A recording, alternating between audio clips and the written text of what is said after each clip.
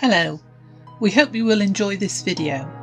If you do, please remember to subscribe for free, like, ring the bell and comment. More details about these at the end.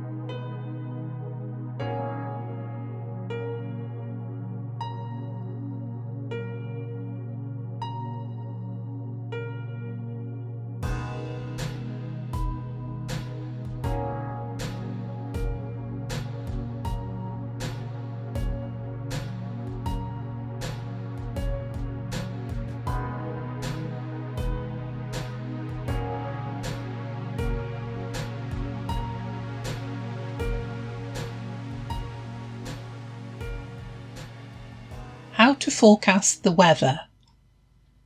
Totally natural. The teddy bears were all out in the garden playing. Suddenly, Teddy stood up and announced, "Let's pack up our toys and go indoors. It's going to rain." The other bears looked at him quizzically. "How do you know that?" asked Vicky, looking around for big dark clouds. "Have you got a secret radio with you and you've heard it on the weather forecast?" Teddy smiled. "I don't need a weather forecast on the radio or even on the television or written in the newspaper," he declared mysteriously. "What makes you think it is going to rain then?"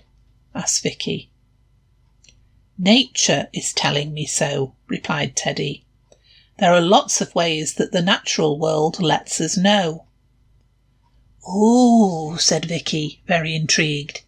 "What sort of ways?" she asked. "Well, for a start," said Teddy, "I've noticed that the wind has suddenly picked up, with a gusty breeze, and the trees are showing the undersides of their leaves. That's a sure indication that the weather is about to change." "Gosh," said Vicky, "I hadn't even noticed that, but I see it now you've mentioned it." "Are there any other ways of telling the weather?" asked Richard, always interested in the natural world. "Yes," replied Teddy. "Here are some other things you can look out for," and he started to reel off a long list. "Watch the cows in the fields. They prefer to lie down if rain is due, and they tend to stand facing away from the oncoming wind. Use a poor man's barometer. That's a scientific instrument that measures air pressure. The lower the pressure, the more likelihood of rain. We already know that flowers close their petals at night and open them again during the day. But if certain flowers close their petals during the day, there's a good chance that rain is on the way." "What flowers are they?" asked Vicky. "Look for dandelions, daisies, tulips, clover, or scarlet pimpernel," replied Teddy. "Oh, look over here," exclaimed Richard. "Here's some dandelions with closed petals. They think it's going to rain too." The other bears all ran over to the patch of dandelions and, sure enough, their petals were already closed, even though it was only the middle of the morning. Also, if you smell any flowers, which usually have a light scent, you will find that they smell much stronger just before it rains," Teddy continued. "The humidity, that's the amount of water in the air, increases before it rains and makes odour molecules, they're the invisible bits of a flower's smell, travel better." The teddy bears ran round to all their favourite flowers, especially the roses, and discovered that they indeed did smell more strongly. Birds tend to fly lower or head home to roost when bad weather is on the way, because it's more difficult for them to fly in low pressure, and it's probably no fun to fly in the rain and get a face full of water, Teddy continued. Pine cones are another good guide. They will stay closed if the humidity is high, but will open up if the air is dry. Also, look out for spiders' webs with no spiders in them. Spiders leave their webs when it's about to rain.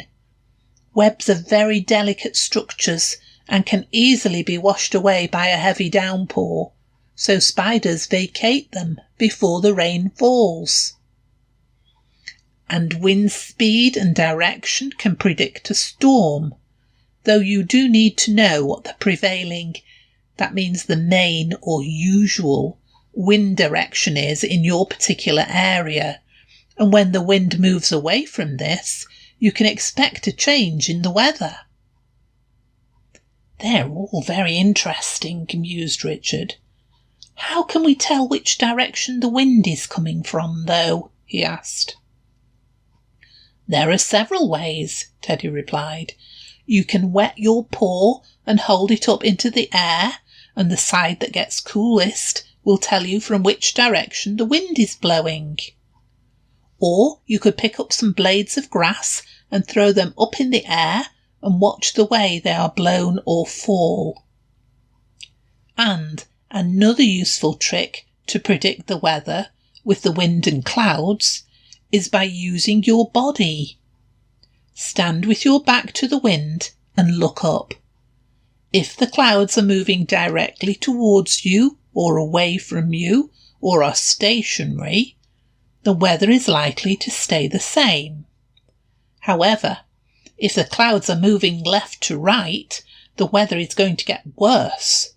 But if the clouds are moving right to left, the weather is likely to get better. This works in the northern hemisphere, which is where we live, but those living in the southern hemisphere can just reverse the rule. Wow, I especially like that tip, as it's so easy to do, although they are all very useful things to know. But are you sure that all these things work? Asked Vicky. Well, you'll all just have to test them out and see, laughed Teddy. But not before we get ourselves inside, he continued, as the first big fat splodges of rain began to fall on them. Do you have any more tips? Asked Richard, who was very keen to learn more. Oh, loads and loads, replied Teddy. And clouds? That's a whole other story. But let's leave them for another time, shall we?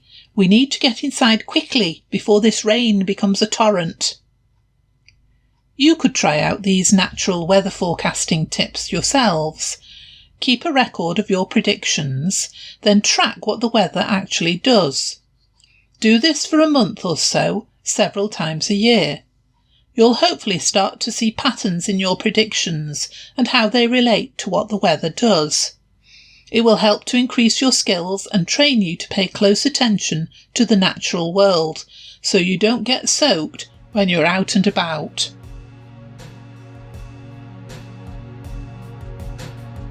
Thanks for watching. Please subscribe for free and our videos will appear on your YouTube homepage, making them easier for you to find. If you enjoyed the content, please hit the like button. Ringing the bell means you'll be notified about our new videos. Please also leave a comment. Comments and ideas help us to improve.